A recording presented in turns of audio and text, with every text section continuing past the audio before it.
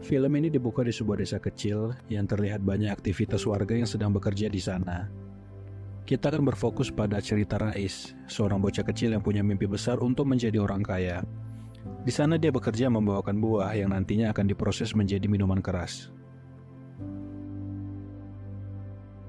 Keesokan harinya Rais kecil mempersiapkan dirinya untuk pergi bersekolah dengan temannya Sadik. Saat di sekolah, Rais mengalami masalah pada penglihatannya. Karena hal itu dia harus dihukum guru, bukan karena dia tidak pintar, tapi karena penglihatannya yang terganggu. Ibu Rais pun membawanya ke dokter mata untuk memeriksakan masalah yang dialami mata Rais. Dokter menganjurkan supaya Rais menggunakan kacamata supaya dia bisa melihat jauh lebih jelas. Tetapi Ibu Rais sedang mengalami masalah ekonomi sehingga untuk membeli kacamata cukup berat bagi mereka sekarang. Dokter ingin membantu, tetapi ibu lebih memilih untuk mengumpulkan uangnya dahulu karena ibunya nggak mau kalau anaknya memakai penglihatan yang dipinjam. Di malam hari, Rais dan temannya Sadik berniat untuk mencuri kacamata dari patung Mahatma Gandhi. Sadik bertugas untuk mengawasi jika ada polisi yang mengetahui aksi pencurian mereka. Saat Rais memanjat patung itu, seorang polisi yang bertugas melihat aksi mereka. Untungnya Rais masih sempat mengambil bingkai kacamata dan kabur dari tempat itu. Beranggapan kalau bingkai itu bisa membantu dia untuk melihat lebih jelas, Rais membawa bingkai kacamata ke dokter mata sebelumnya. Tetapi pada akhirnya bingkai itu nggak bisa dipakai. Dokter pun mencoba membantu Rais dengan diam-diam memberikan uang kepadanya. Tapi dengan syarat dia harus mengembalikan bingkai kacamata Gandhi. Rais sangat bersemangat dengan penglihatannya yang jauh lebih jelas. Dia bisa melihat lebih jauh setiap aktivitas yang orang kerjakan. Saking jelasnya dia melihat polisi yang datang untuk menyerbu markas miras milik Ilyas, tempat di mana dia bekerja. Rais pun berlari untuk memberitahukan hal itu. Dia menghentikan jalannya mobil kemudian memberi kode dengan suara fluid yang diikuti oleh temannya yang lain.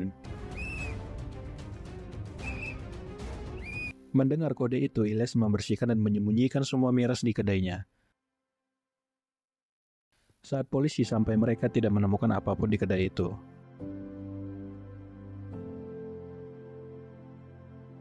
Polisi yang melihat Rais kesal dan menamparnya. Ibunya tidak terima dan bertanya kenapa dia menampar anaknya. Polisi menuduh kalau ibunya ikut terlibat dalam tipuan usaha miras itu. Ibunya berkata menjadi polisi itu adalah pekerjaanmu dan usahaku cuma menjual keping-keping botol.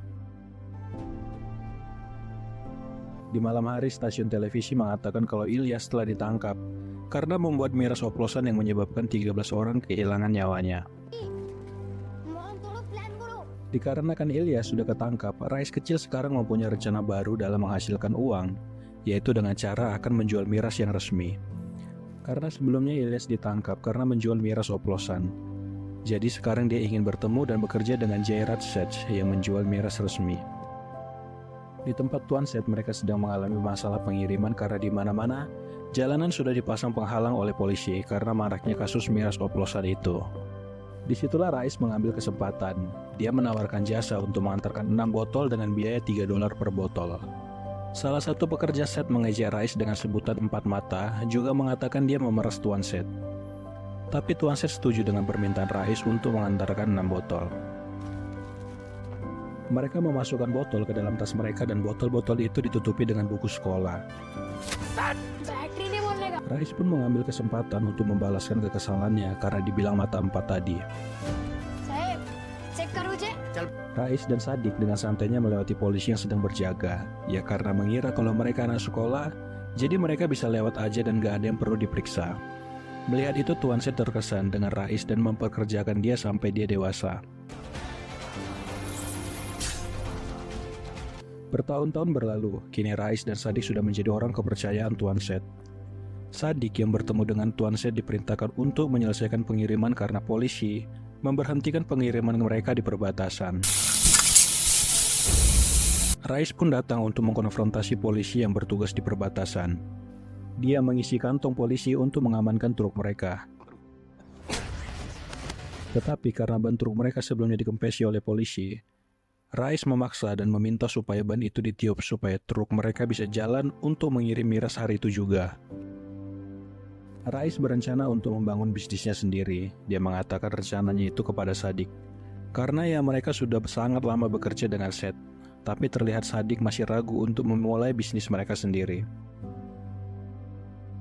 Cuman Rais kekeh dan berkata untuk meyakinkan Sadik, pantang takut seperti pejuang, cerdas seperti penjual. Mereka berdua pun datang ke tempat Tuan Seth yang sedang bermain kartu bersama pengusaha ilegal lainnya. Rais berkata ke Seth kalau dia ingin membuat bisnisnya sendiri. Mendengar itu Seth bertanya, ada apa? Jadi dia ingin menaikkan gaji Rais kalau itu masalah soal uang. Tapi Rais tetap ingin membuka usahanya sendiri. Seth pun bertanya apakah dia sudah memikirkan tentang vendor dan distribusi. Tapi Rais akan mengambil barang dari Tuan Seth, cuman masalahnya sekarang adalah dia tidak punya uang sama sekali. Bahkan untuk membeli barang dari Tuan Seth juga nggak ada. Jadi Tuan Seth memberinya waktu untuk mengumpulkan uang sebesar 18 juta selama 3 hari. Dan kalau lewat dari itu Rais tidak dapat apapun. मगज में टाइम चलता रहेगा तेरे। Rais yang sedang berpikir sambil berkendara hampir menabrak kambing milik seorang pria. Pria itu berkata mereka bisa membunuh kambing ini dan kalau itu terjadi siapa nanti yang akan ganti rugi. Karena mendekati hari lebaran harga kambing sangat mahal. Mendengar itu Rais terpikirkan sesuatu. Dia mengganti motornya dengan mobil dan kemudian menjual mobilnya untuk membeli beberapa kambing. Mereka sampai di sebuah pasar dan mencoba untuk menjual kambing yang mereka bawa. Cuman tidak segampang itu karena saat menjual kambing, mereka harus mempunyai izin. Beberapa dari penjual bahkan mengusir mereka karena mereka sendiri nggak mau menambah saingan dalam berjualan. Awalnya Rais yang menanggapi dengan tenang, cuma dari belakang, ada yang memanggil dia dengan sebutan 4 mata. Mendengar itu emosi Rais tersulut dan keributan di pasar pun terjadi. Rais yang sudah babak belur ditodong senjata, tetapi dengan cepat dia mengambil senjata itu dan menodongkannya kepada orang itu. Cuman dikarenakan sudah habis tenaga, Rais pun pingsan di pasar itu. Mereka dibawa ke sebuah masjid. Karena keributan yang mereka buat, pria bernama Tuan Musa menyembelih kambing-kambing mereka dan membiarkan kambing-kambing mereka dikonsumsi untuk banyak orang. Disitulah awal perkenalannya dengan Tuan Musa. Mereka pulang tanpa hasil. Sekarang mereka punya masalah baru yaitu mereka harus membayar montir Kasim yang mobilnya mereka jual. Sesampainya di rumah mereka cuma punya uang sebanyak 600.000. Sementara mereka harus membayar Tuan Seth, juga mobil yang mereka jual. Di sela mereka berdebat masalah uang di depan pintu berdiri seorang pria yang sebelumnya berada di kereta bersama mereka. Dia menawarkan bisnis kepada mereka untuk menghilangkan nyawa Tuan Musa. Rais langsung menolak tawaran itu karena dia nggak ada masalah apapun dengan Tuan Musa. Ternyata dia adalah orang suruhan dari Tuan Musa. Dia datang untuk membicarakan bisnis, juga ngetes bagaimana reaksi Rais ketika ditawarkan untuk menghabisi nyawa Musa. Semua uang itu untuk kambing mereka yang dipakai untuk di hari raya. Sekarang Rais mempunyai uang lebih dari cukup untuk membangun bisnisnya sendiri. Bisnis Rais dengan sangat cepat menguasai pasar penjualan miras. Dia juga sudah mempunyai beberapa anggota. Di tempat lain kita diperkenalkan dengan toko dalam film ini. Polisi bernama Mats Mudar yang menangkap penjual miras di tengah pesta yang diselenggarakan penjual miras itu. Keesokan harinya polisi Mats Mudar dipanggil untuk menghadap menteri. Dia diperintahkan untuk melepaskan penjual miras yang sebelumnya ditangkap. Namun Mats Mudar menolak permintaan itu. Mendengar itu kepala polisi memindahkan dia ke Fatehpura, tempat di mana Rais menjalankan bisnisnya. Di Fatehpura, Rais sedang bermain kriket dengan teman-temannya. Dia sengaja melemparkan bola ke rumah seorang wanita yang dia sukai.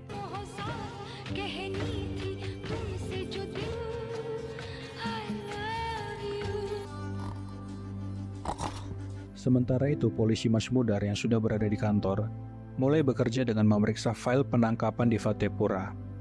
Polisi yang selama ini diberi uang dari penjualan miras diancam akan dipecat kalau tidak memberikan informasi pengiriman miras.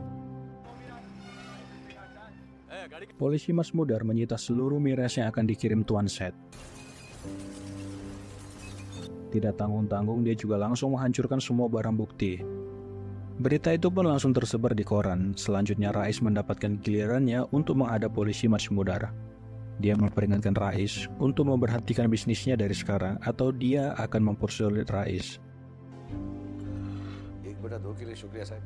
Tetapi Rais tidak takut, bahkan dia membuat strategi dengan cara membagikan muatan truk yang berisikan miras ke 4 truk lainnya. Sehingga saat truk sampai di perbatasan, truk itu dalam muatan yang kosong. Di kantor polisi, Matsmudar menangkap beberapa informan, salah satunya seorang pria yang bekerja sebelumnya untuk Rais. Pria itu ditangkap saat melangsungkan pernikahan. Dia memohon supaya dilepaskan, kalau tidak pengantin wanitanya akan menikah dengan pria lain. Matsmudar pun memberikan syarat. Dia bisa bebas jika mencari di mana Rais menyembunyikan barangnya. एक साथ होना ही पड़ेगा rice. Di tempat lain, Tuan Set menemui Rais untuk menawarkan kerjasama menyelamatkan bisnis mereka dari Matsmudar. Rais mau bekerja sama, tetapi dengan syarat dia yang jadi ketua dalam sindikat ini. Rais pun memberikan dia waktu, sama seperti dulu Tuan Set memberikannya waktu. Kali ini Rais memberikannya waktu 3 minggu untuk menyetujui syarat dari Rais. Hubungan Rais dengan Aisyah pun semakin jelas. Mereka melangsungkan pernikahan yang meriah, tetapi di tempat lain, pria yang pernah ditangkap polisi Matsmudar memberikan informasi kalau besok muatan milik Rais tiba. Mendengar itu, polisi melakukan pemeriksaan besar-besaran di perbatasan. Rais yang mengetahui kabar kalau seluruh jalan diblokade, memutar otak dan mendapatkan sebuah ide. Mereka melakukan pengiriman melalui jalur air. Mereka akan mengirim semua miras mereka melalui laut. Matsmudar tidak mendapatkan penangkapan apapun hari itu. Sekarang Rais bekerja sama dengan penjaga perbatasan di dermaga. Tuan Set yang mengetahui kalau pengiriman Rais lancar berencana untuk menghilangkan nyawa Rais saat bulan Muharram. Untungnya Rais mengetahui posisi penembak yang berada di atas gedung dan mengejar si penembak.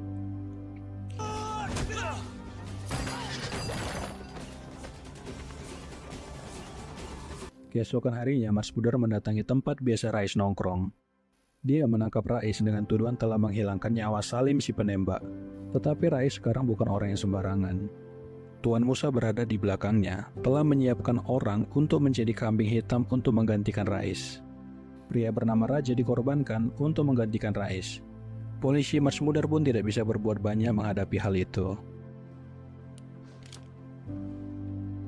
Jain Rais yang sudah bebas sekarang berada di rumah. Dia mendapatkan kabar kalau istrinya sedang hamil. Tapi di balik kesenangan mereka, Rais mendapatkan informasi dari Tuan Musa kalau yang mencoba menghilangkan nyawanya adalah Tuan Set. Mendengar berita itu, Rais pun datang ke klub di mana tempat Tuan Set berada. Dan satu persatu anak buah dari Tuan Set dibantai. Tinggallah Tuan Set berhadapan dengan Rais. Tampak kesedihan di raut wajah Rais. Bagaimanapun, dulu dia sudah seperti ayahnya. Tetapi apa yang dilakukan Tuan Rais adalah suatu yang sangat fatal dalam bisnis. Polisi Matsmudar dan kepala polisi mendatangi tempat kejadian itu. Matsmudar berkata kalau ini semua ulah dari Rais. Tetapi kepala polisi membantah hal itu karena sebelumnya Matsmudar salah menangkap orang. Padahal itu semua persekongkolan yang dilakukan Rais. Matsmudar pun kembali dipindahkan tugas ke tempat lain. Setelah perpindahan Matsmudar, bisnis Rais semakin tidak terhentikan. Bahkan dia menjatah satu truk ke kantor polisi supaya seolah-olah polisi yang menangkap itu. Rais juga mengontrol semua orang besar termasuk menteri dan politikus. Rais sudah jadi seorang ayah. Dia memberikan kiriman manisan untuk polisi Matsmudar dan undangan untuk acara kelahiran anaknya. Di tempat lain, duka dialami orang yang berada di kotanya. Seorang suami menghabisi dirinya sendiri karena pabrik tempat dia bekerja tutup dan bos perusahaan tidak memberikan pesangon apapun. Rais pun mendatangi si pemilik pabrik, tetapi dia tetap tidak mau membayar sepeser pun. Kalau mau ya tuntut saja ke pengadilan, kata si pemilik pabrik. Rais pun tersulut emosinya mendengar jawaban si bos itu. Dia meminta untuk membayar semua pesangon pabrik sebelum film itu selesai. Sebuah bentuk terima kasih diberikan oleh semua karyawan pabrik ke Rais dengan memberikan tempat tidur bayi untuk bayinya yang baru lahir. Rais mengadakan pesta untuk kelahiran anaknya, juga mengundang semua orang besar yang berada di belakang dia. Tapi salah satu anggotanya masih memberikan informasi kepada Matsmudar. Dia memberitahu semua yang dia lihat di acara itu. Matsmudar kembali mengganggu alur bisnis Rais. Di dermaga dia menyita semua miras Rais. Penjaga perbatasan dan seluruh orang yang terlibat ditangkap hari itu juga. Rais yang kesal kembali meminta menteri untuk memindahkan Majmudar supaya bisnisnya kembali berjalan lancar. फिर वही हुआ जो अक्सर होता है। Sekarang Majmudar dipindahkan ke bagian kontrol file.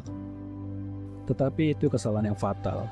Majmudar malah lebih gampang mendeteksi setiap pergerakan Rais karena sumber informasi dia dapat dari saluran telepon di ruangan file. इतने करीब बुला लिया था कि यहीं से Secara diam-diam Majmudar mendengar percakapan dia dengan Tuan Pasha. Tuan Pasha ini seorang politikus dan akan melakukan konvoi politik anti miras melewati daerah Rais yang membuat mereka jadi berselisih. Majmudar mengambil kesempatan itu untuk mengadu domba Rais dengan Pasha. Dia menyebarkan berita di surat kabar kalau Pasha melakukan prosesi konvoi, maka itu adalah akhir dari perjalanannya Rais. Prosesi konvoi politik Pasha pun dimulai saat dia memasuki area kekuasaan Rais. Seluruh orang yang ada di sana melemparkan botol-botol ke jalanan. Perang pun terjadi. Rais melemparkan botol-botol alkohol yang menyebabkan kebakaran di daerah itu. Kerusuhan terjadi antara anak buah Rais dengan anak buah dari Pasha. Adu domba yang dibuat Majmudar berhasil. Rais dan Pasha bentrok yang membuat Rais harus dipenjara selama 24 jam. और दोनों ने मिलकर तेरा व्यापार कर दिया।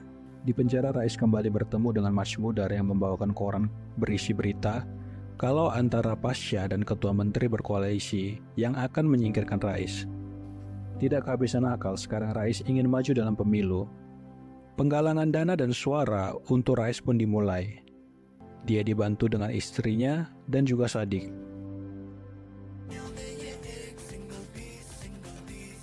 Rais pun berhasil membuat sejarah kemenangan di Fatehpura. Tidak ada satupun rivalnya yang bisa mendekati perolehannya. Langkah selanjutnya, Rais ingin membangun sebuah tempat di mana dia bisa memimpin dan seluruh orang yang berada di Fatehpura bisa tinggal tenang dan aman. Pembangunan pun dimulai. Saat mengawasi jalannya pembangunan, polisi Majmudar mendatangi Rais dan tetap dengan prinsipnya. Majmudar percaya kalau semua pencapaian Rais dilakukan secara ilegal. Dia akan tetap mengawasi seluruh pergerakan Rais. Bahkan sampai dia saat jadi politikus pun, polisi Majmudar akan mengawasi pergerakannya. Namun di saat yang sama, kerusuhan sedang terjadi. Para perusuh menargetkan kereta api yang sedang membawa rombongan para haji. Insiden ini memicu beberapa kerusuhan lain di banyak daerah, sehingga polisi memberlakukan jam malam di beberapa daerah. Akibatnya dari pembatasan ini, masyarakat susah untuk mengakses makanan, air, susu, maupun obat-obatan. Rais pun ikut membantu mensuplai makanan untuk banyak masyarakat. Tetapi pembatasan ini berdampak kepada pengiriman miras Rais. Akibatnya dia tidak ada uang masuk. Sehingga beberapa pekerja Rais menyarankan untuk menghentikan pembangunan sementara dan juga pembatasan suplai makanan.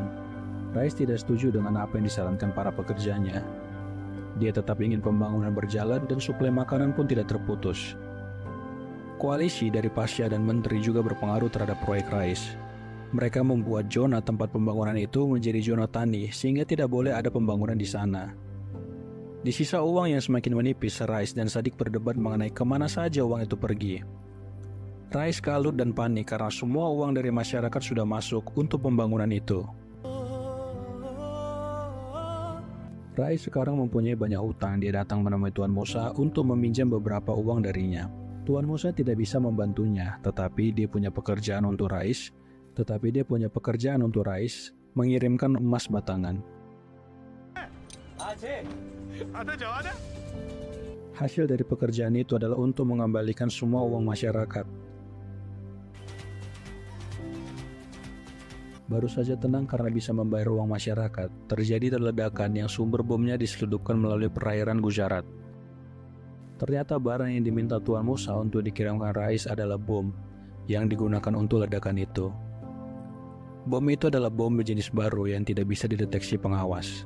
Kehidupan Rais semakin kacau. Dia menyelamatkan kota Fatehpura, tetapi di tempat lain dia meledakkan sebuah kota. Damla yang ikut terlibat dalam penyeludupan ini menghilangkan nyawanya sendiri, sehingga tidak ada saksi mata yang bisa memberatkan Rais. Jadinya sulit untuk Majmudar menangkap Rais.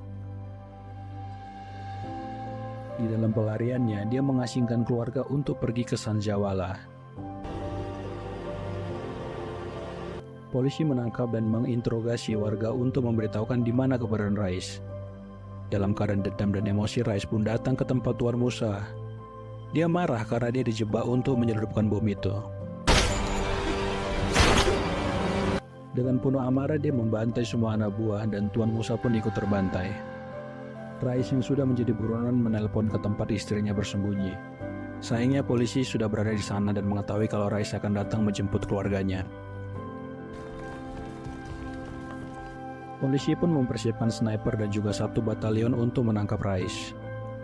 Tetapi dari awal Rais sudah cerdik dan membawa media beserta kameramen untuk menayangkan dia secara langsung, sehingga polisi tidak berani untuk langsung menembak Rais. Alasan Rais melakukan itu supaya dia bisa melihat istri dan anak dan temannya untuk terakhir kali. Juga dia nggak mau kalau harus kehilangan nyawanya di depan mata mereka. Rais dibawa Tuan Masmudar menggunakan mobil polisi.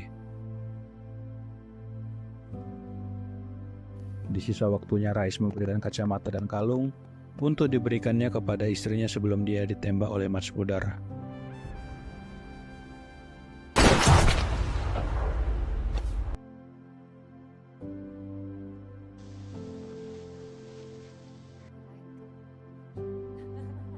Seluruh kenangannya terlintas sebelum dia meregang nyawanya.